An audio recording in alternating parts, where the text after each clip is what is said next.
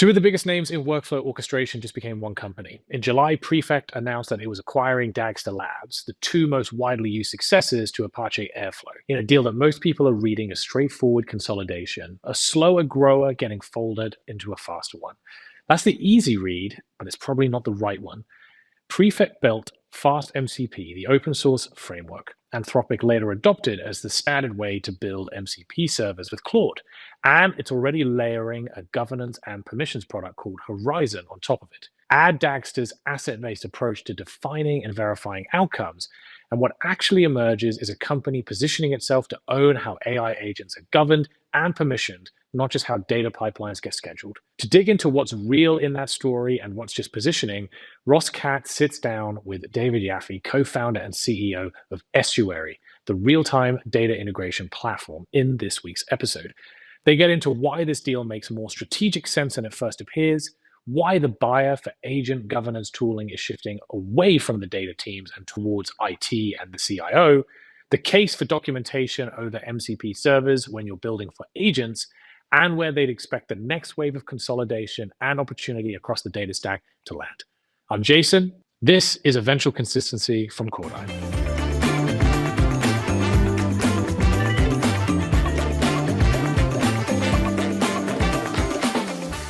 Dave Yaffe, welcome to Eventual Consistency. Hey, Ross. Good to see you again. Yeah, good to see you too. So we're talking today about Prefect buying Dagster, which happened a couple of weeks ago. So you've got two of the best known names in orchestration becoming one company. And so I'm just interested in, when you saw this come across the wire, like, what was your gut? What was the first thing you thought of? Yeah, I think, the first thing I thought of was the fact that they were both this 2021, raising a bunch of money cycle. And the vintage was interesting because we've seen, there was always this prediction that vintage of startup companies would start to slowly, fade away. There's just too much money raised over time. And I think my initial thought was that they were both just starting to do that. It was a facet of the times that they were in and all of that. But I think over the time since then, I kind of have thought about it a little bit more, and it's a little bit more of a natural merger than I originally thought about, mostly because of how the two products have evolved over the past few years and really like the past year. And some other things that I've heard about both companies just through the grapevines and stuff. But I think this is the same buyer. You have VPs of engineering that are buying a product, basically a similar concept of product. Originally, when they came out, they're both basically better alternatives for Airflow, a little bit more dev friendly. And so it's kind of like a bit of a nothing, but at the same time, one that does make sense. Yeah. So can you unpack that a little bit? So what about this do you think makes sense other than, obviously like from the Prefect's perspective, they're like consolidating the buyer. So, they have more access to more of the buyers. Anybody who's buying an orchestration tool has at some point been in the pipeline for either Dagster or Prefect, I would expect. But are there other reasons why you think this makes sense strategically? Yeah. I mean, one of the biggest ones is just I've thought that the moves that Prefect has made in the past few months, or longer than that, have made a lot of sense. Prefect is fast MCP, and fast MCP seems like it's kind of been a pretty good take on where orchestration is going in the more agentic world. So that makes sense. Dagster's been a little bit more on the staying the course side. Has a great open source community. The open source community makes a ton of sense. Why not? Why wouldn't you want a new place to get top of funnel users from if you're Prefect? And I've also just heard some rumblings that growth on the Dagster side has been a little bit flat and like not quite as fast as they wanted it to go. So all of that together feels like it's kind of a good match for everyone that's involved. That's at least not a customer of the platforms, but a stockholder in either of the platforms. Yeah, no, that aligns with sort of what I've seen as well. And I think there a couple things come to mind from a strategic perspective. It seems like orchestration as a portion of the data stack was just not a place that a lot of, like, from a paying customer perspective, was not a place that a lot of value was going to, because as you mentioned, you have Airflow on, the open source side. You have Astronomer, the platform version of Airflow out there and available, but then also you have you have Databricks, and you have Snowflake, and you have all of the public clouds offering competing versions for data movement, and they're charging for compute. And so they're more than willing to commoditize their complement in order to make that business kind of disappear. What do you think about that idea? Yeah, I mean, absolutely. It's a super interesting space. I mean, I think the entire stack, right? Like we kind of have to look at the whole stack from first principles, and um, agentic workflows, LLMs, they all make it so possible and so um, I wouldn't say easy, but at least accessible to be able to bring new workflows into a product. So naturally, if you're a company worth $80 billion like Snowflake, I'm probably even on the low side now. Snowflake or Databricks, Databricks is what, 190 or something now. Yeah. Then you're gonna be able to invest enough to in a modern world have a pretty successful orchestration layer. Um, so it's going to be built into the tools. They're probably going to be pretty decent. Um, the thing that you're able to get more lock-in on as a vendor is going to be something that's a little bit more novel. Maybe the governance side of things, getting your feet into the governance side of things is going to really like get you in there for the long term and make you a lot more sticky than you would otherwise. So if you can do that when agents and agentic workflows are coming out soon, I think that vast MCP um, project ownership by the Prefect was just like a wonderful idea, right? Like it really jump started their capability to get into it for like the modern age and solidified their groundwork to be able to take control of it. Yeah, it's funny because on its surface, it doesn't exactly make sense to me why Prefect would have been the company to launch Fast MCP. But as the ecosystem has kind of evolved, you can see how one of the best use cases for agents is on the analytics side, and that to a large degree, running agents, governing agents, interacting with agents, there's a lot of orchestration problems in there. Am I thinking about that right, or is it really just that their CEO just like right place, right time with the right Python framework getting out there? No, I think they were like, you know, really ahead of that trend, and they figured it out where they needed to be going in this new world before a lot of other people even caught on, right? Like I think every company has the problem right now of okay, so we want to empower our users to be able to run agents. How do we do that? Like, how do I make sure that my users are not going to delete our entire code base when the non-technical users are given access to like do something with an agent? That's I think there's probably not one leader that has not thought about that recently, right? Like every single one has. So what's the answer? The answer is okay. So we need an environment that these things run in. I don't naturally think about scheduling, but I naturally do think about the capability to run them, and mostly around permissions and governance and understanding what they're doing, observability.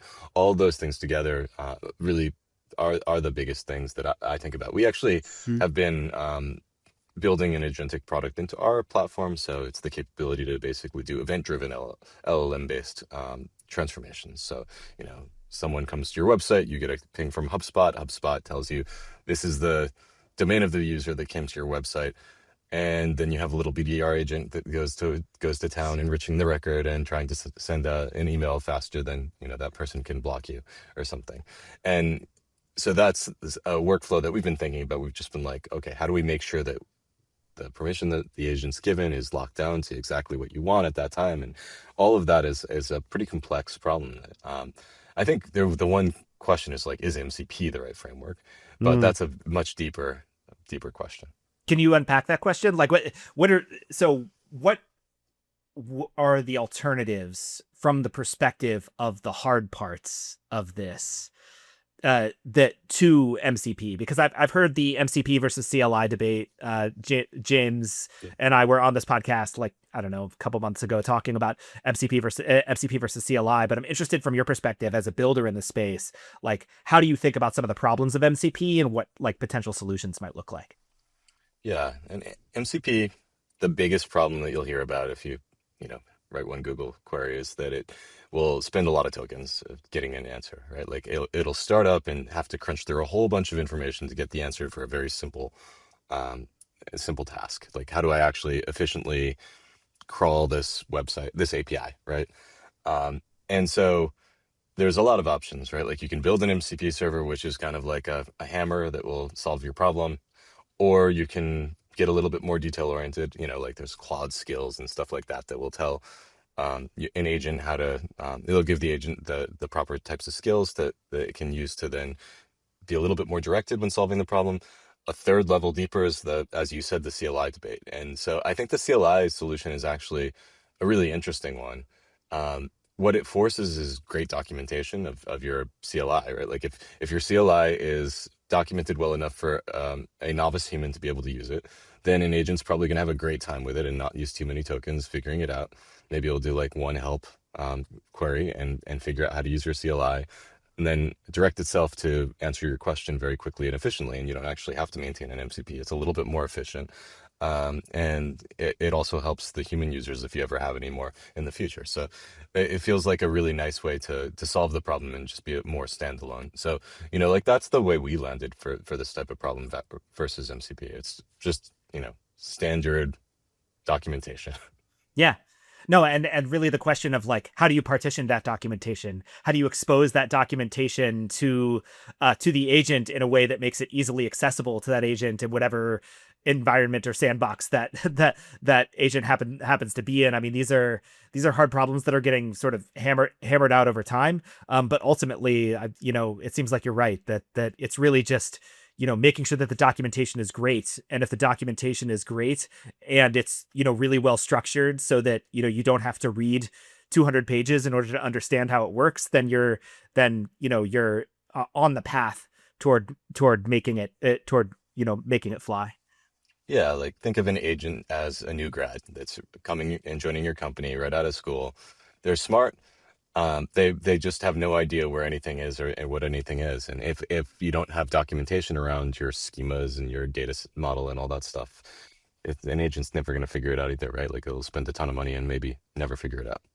Yeah.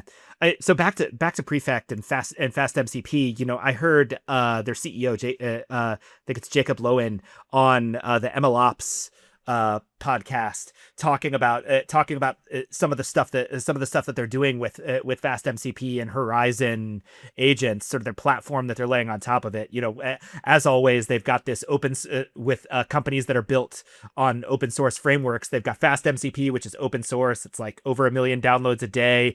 Anthropic has basically said this is the way to build MCP servers with Claude. And then on top of that, Prefect is building this Horizon, which includes like hosting, a catalog, a permissions gateway, and then increasingly it seems like a front end interface with Prefab that they just released, which is like a DSL, a domain specific language for like React components that they're trying to compress the tokens for rendering a front end into something that's really small.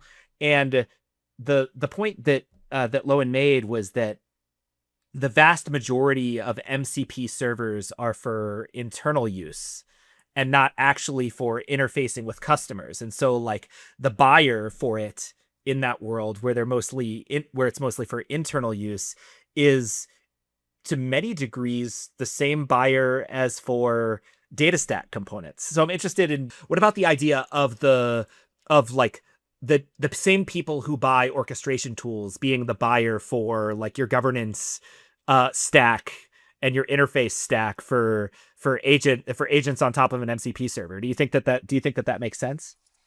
I think it could, right? Like at some level, they're probably having to factor that stuff into an orchestration stack now, but it's it's not exactly the buyer I would think of, right? Like you'd usually think of it as like an IT department or something along those Yeah. lines that's thinking a little bit more holistically than the data engineer that's actually scheduling jobs and doing stuff like that. So it feels like you're needing to get a couple of different personalities involved in this, and that might be actually tough to like get them thinking the same thoughts and talking the same language. So I'm curious what you think on that one. Yeah, I mean, so it's like there's just a. I've been trying to figure out what the right portmanteau is for acquisition and pivot, like an Yeah. aqua-pivot, because like because you know they're buying Dagster. To your point earlier, Dagster's growth is slowing. Their options are limited. They've basically got try to do a raise and a down round because they have some strategic pivot in mind for themselves, or do what they did, which is sell for an undisclosed amount.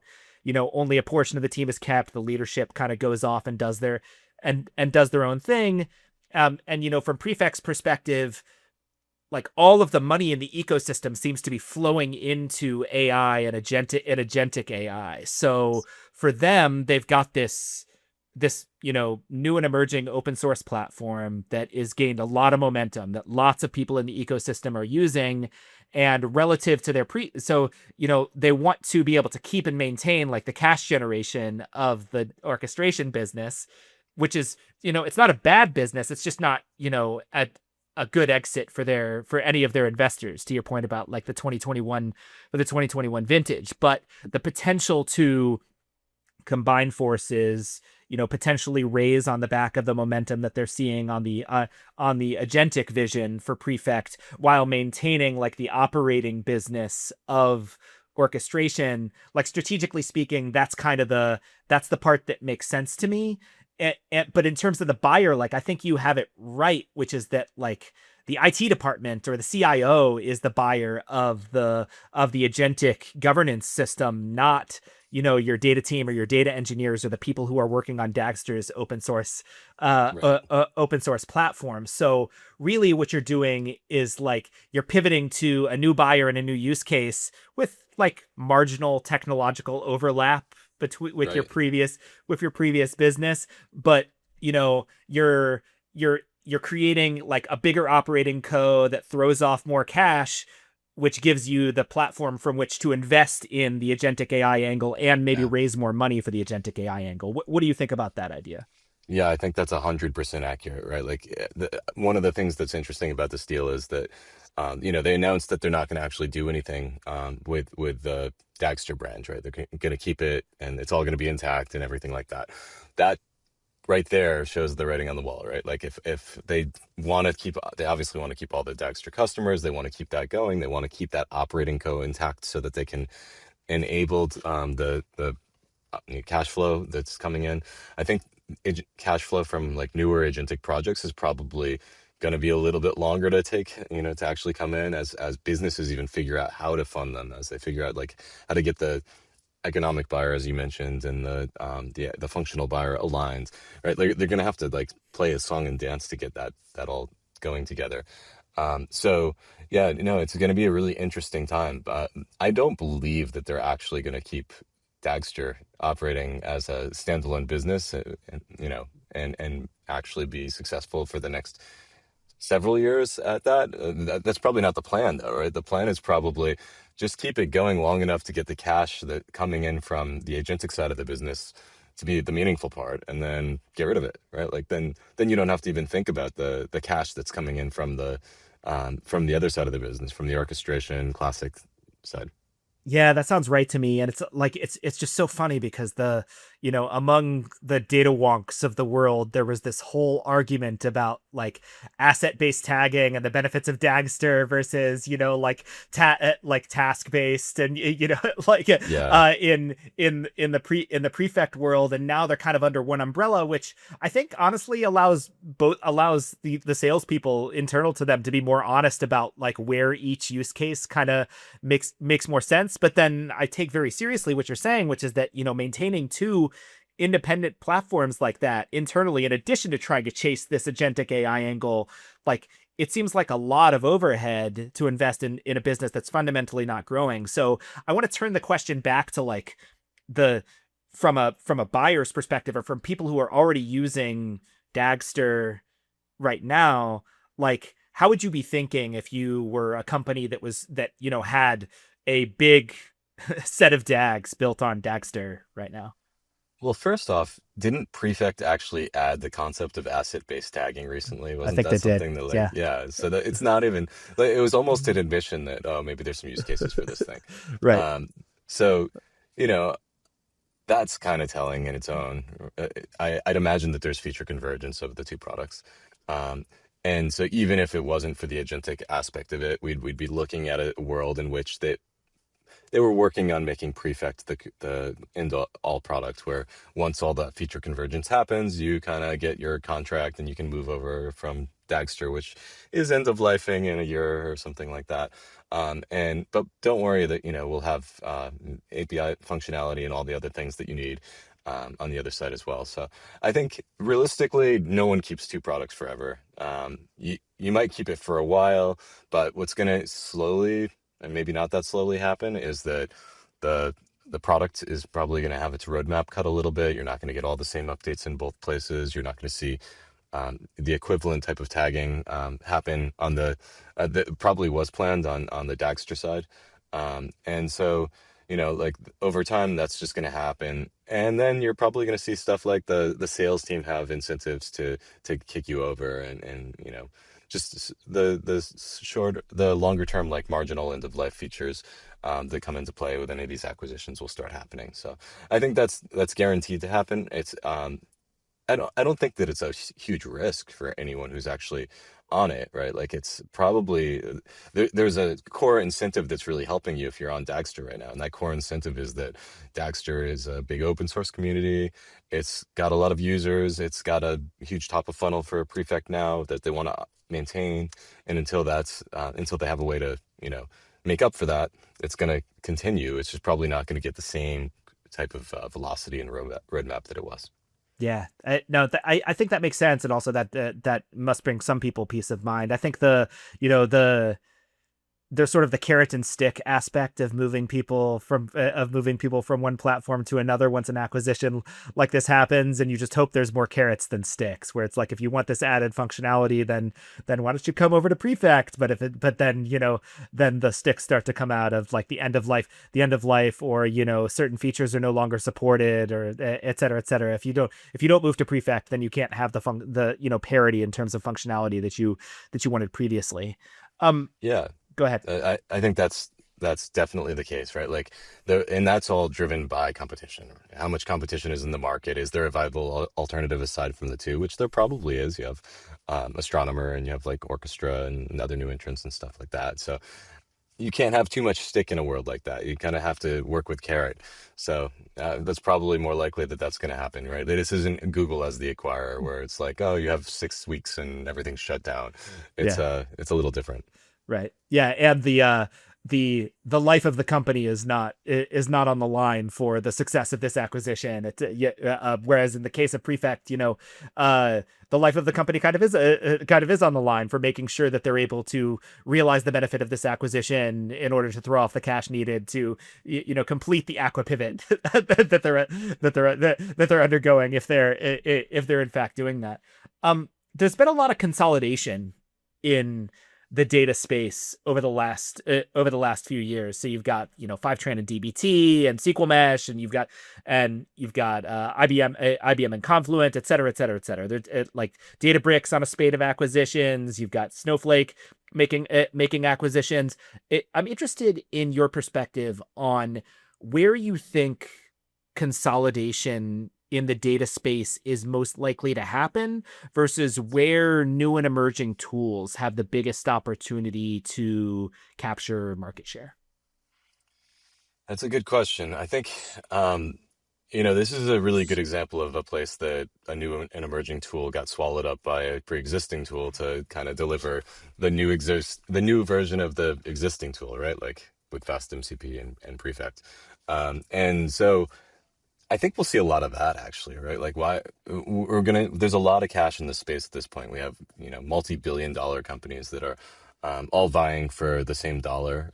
And so, of course, they're going to be, snapping up companies trying to add them to their core suite of products. The interesting thing will be to see like how far, an emerging product can actually get in this current world before getting snapped up. I think once there's a category, like the big players are really going to try to make their own entrance into it pretty quickly. So that's one piece. I think, getting a little more specific on the answer to your question, I kind of mentioned governance as an interesting place. It is a really important place. It's like kind of I think a much more important aspect when you think about the capability for how autonomous things are going to be, for how much observability you're going to need onto what they're actually doing. All of that it's going to just take like new tooling, new technology. And I think we're just like basically at the very tip of that, right? Like there's basic solutions that help you with some of it, but I don't think anyone feels warm and fuzzy that they know exactly what's going on with their agents today. Yeah. No, I think that makes a lot of sense. And also like people like to talk about agents as people. The sort of the metaphor we use is like you're hiring a bunch of agents to do these tasks. And while that metaphor often falls over and I really don't like it, it occurred to me that, when companies started to scale up from the perspective of the number of people that they had internally, there was an entire suite of tools that came about from, Workday to Gusto to Rippling that, are all about making it easy to sort of understand and manage and govern the permissions and the access and everything that these individual people are doing within your company. And so as organizations think about having agents that operate within every domain of the business and operate across data boundaries within the business, anytime you hire a person, like the question of specifically which data systems should this person have access to and what permissions should they have within that system is like a big and complicated question. And if you go from hundreds of employees to thousands of agents doing this kind of work, like those governance problems and observability problems just get more and more out of hand. And so I think when I think about it that way, it makes sense that that would be one of the areas where monetizing this could really be possible. Yeah, and just imagine like regulated industries where a chain of custody is important. You have to track like every decision, every change that's made, and legally you have to do that. You just need a solution that's going to do it for you. You need a company to pay to say that this company is doing it for me, so that I'm not liable for it, and I've put that liability off on another entity. And that's the way it works now with humans. That's the way it will work in the future with agents. I think we're a little bit away from something like that, but we need it. Yeah, and I mean, just the long tail of use cases is just so huge that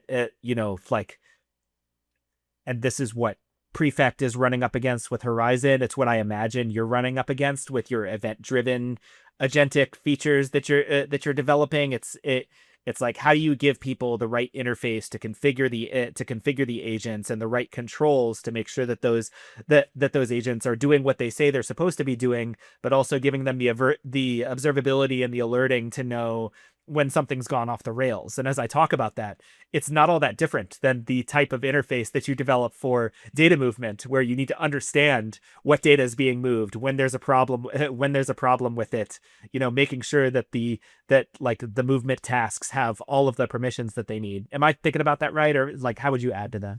Yeah, one of the big pieces of core infrastructure that we've added to like track this is a much more fine-grained capability to grant specific time-limited access to an agent for a task. And that feels like it's a pretty important thing, right? You don't want to grant too much permission, probably a lot less than you'd grant a human that you have some sort of level of trust for, and you don't want it to last too long just in case, something happens. So both of those things seem like they're really important. That was like one of the biggest things, the biggest new APIs that we ended up building for this type of thing. But there's a lot more to it, right? Like it does kind of go hand in hand with like how data processing and data pipelines work, where you do need to alert when something fails. I mean, at the end of the day, it is a data pipeline, right? Like Right. it's a thing that's augmenting data probably with new data, and so you know a lot of the corollaries are kind of similar there. Yeah. No, and just the what you're talking about with time-bound agent access, the capacity for agents to potentially run in infinite loops. Like there is now no, sort of like time boxing that you can do on the tasks that they're executing. And so the ability to set expense-based limits, I know, is Yeah. something that was discussed in like the MLOps podcast, like the ability to, box in terms of the amount of tokens they're allowed to spend, to box in terms of the amount of time they're allowed to spend, to box in terms of the amount of access they have. And all of the interfaces with this are just kind of being created on the fly. And who ultimately, or where ultimately those systems are supposed to live, is sort of like a big contested area that it seems like a lot of money is flowing into. So interested to see how it evolves. Yeah, and can you unify it across multiple different products? Is that possible? Like, can you have a full orchestration layer that does that across multiple things? And we'll see. It'll be really interesting to watch it. So let's say we're back here a year from now, and we're having the same conversation about uh, governing agents, about the combined Prefect and Dagster, and how things have evolved in the data space. What would you need to see? What would you need to see on Prefect's side in order to know that this acquisition was the right thing for the company? I guess there's two parts to the thesis that you and I just talked about. One part was that there's enough cash being thrown off by the combined entity, the operating entity, to be able to achieve their agentic vision. Um, and so they probably already know if that's the case, right? They've done the math and figured that one out. So they probably can make sure that that's going to happen. Um, I think what they're really trying to do though is achieve that agentic vision. Like, is the last thing that you and I just talked about was whether in an agentic type of world in the future where agents are being orchestrated by like a centralized system, whether that's going to exist. Is that realistic? Like, I don't think as we're building that into our product, we would reach for something off the shelf for it. So in some use cases and instances, it probably wouldn't make sense. But I could also imagine places that it would, right? If I was just building an analytics project, maybe it would make a lot more sense to reach for something off the shelf and do that. But I think that's the real question. Like, what is the workflow for someone who's reaching for an off the shelf component? Like, is there an OAuth of agents, right? Does someone build that like meta authentication layer that works, and you have SAML and all these things that work across an enterprise, and you can turn it off with a click of a button, and have a management layer and all that stuff. If that happens, then they clearly won. But I'd say anywhere between not going bankrupt and that is probably a win. Yeah, for sure. And also, as you're describing that, I can just imagine the long list of very well-funded players who are all running up against that opportunity at the same time. It's a big opportunity, but there is a ton of competition, and I think a lot of people would describe that as their vision for the next year for their organizations. And is there anything that you would expect to see at the intersection of agents and the data space that you would either be particularly excited about, or something that you're expecting to see? So for agents in the data space, I think that there's a lot of promise, and most of the actual pain has been in companies like historic build outs of their own data sets. Um, like the thing that would really unlock a lot of value would be the capability for an agent to be able to understand data in a deeper way that it possibly could. So maybe that likely goes back to what I was saying earlier. It's really about like pretending that an agent is a new grad and being able to explain your data the way you would explain it to that new grad. So a way that helps with metadata and labeling, like something like that could really be a huge win. Something that forces humans to get better about their hygiene, to unlock the power of agents would help the data space the most. Yeah, that makes a lot of sense. And I also know that there's like there are people who are building features in that space too. But once again, it's a problem of like, yes, you can see what's inside of your products or like the products that you have access to, but the sprawl of products and workflows across this, diverse software ecosystem that businesses operate in, sort of pushes back against this unification that we want agents to be able to embody. And also, like, the more unified the ecosystem gets, the harder it is to govern, because more things can go wrong. So it's a constant tug of war. So Dave, we're doing what you're watching. So what are you watching right now? So I've actually been reading a lot lately, and not watching as much. I mean, watching like Wrexham and dumb stuff like that, but a lot about John von Neumann. And that has been a really interesting. There's a book called The Maniac, which I think is something that I'd recommend for anyone who's interested in it. And it's led me down just like a path of re researching him and Kurt Gödel and all the other people from that day that kind of built the foundations of computing that we are using today. So it's a really interesting time to be thinking about that, and how they were testing these fundamental theorems that were like proving that computers couldn't do stuff that computers are actually doing today. And I think that's pretty cool. So the thing that's on my mind is maybe tangentially related to what you're talking about, which is sort of the hand wringing that's going about the sort of the death of literacy in our society, and the extent to which no one, apparently except you and people in your cohort, is reading anymore. And I've been thinking a lot about what are the skills and competencies that people are going to need to have in AI enabled organizations moving forward, and like, how does it feel to work in an organization where AI is being used to accelerate the kind of work that we do on a day-to-day basis. And one of the things I notice about AI accelerated businesses is that writing has become very easy, that more and more text is being produced inside of our businesses than ever before. And It's a yet mixed bag, though. it's a mixed bag. It's definitely a mixed bag, but Not necessarily high quality text. So absolutely, which actually brings me to my second point, which is that because so much more text is being produced to varying degrees of quality, it is incumbent on the people whose job is to manage AI agents and interface with each other with these walls of text that we're sending, to be able to read and digest all of the information that's being created and create information that is conducive to people reading and understanding what's happening. Which means to me that with pronouncing, as the Atlantic did, I think a week or two ago, sort of the death of reading, we're actually entering a period where reading comprehension is going to be one of the critical skills that everyone brings to their job, including people in the technology space, who want to interface with and manage AI agents primarily in the form of text. So that's something that's on my mind and that I'm watching evolve here as we look toward the future. You have any reactions yeah, to that? definitely. So I mean, that strikes a chord with me for sure.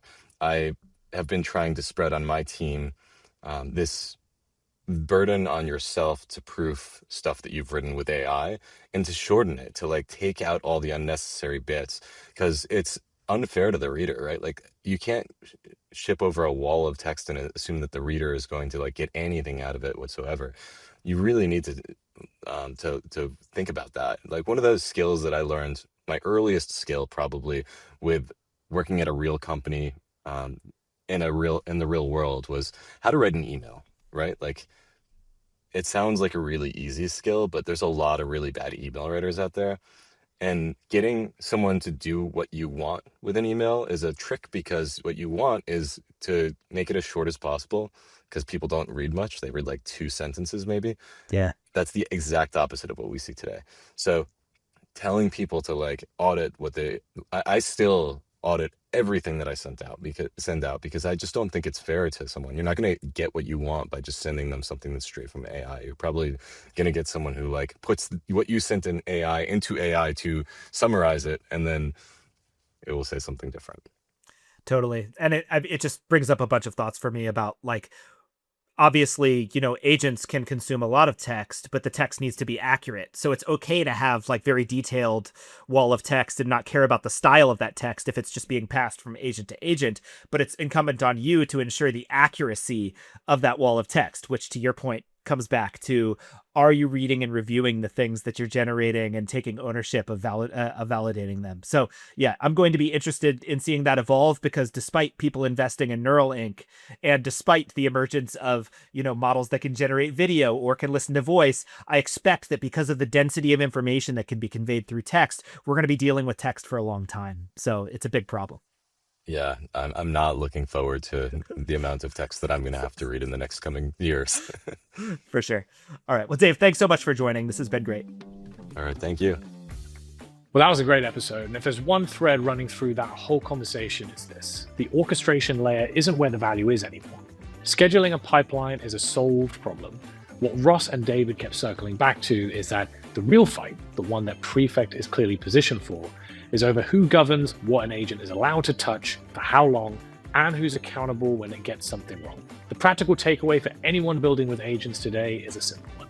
Treat them like a smart new hire who's never seen your systems before. If your documentation, your data model, your schemas aren't clear enough for a new starter to follow, an agent will struggle with it too, just more expensively.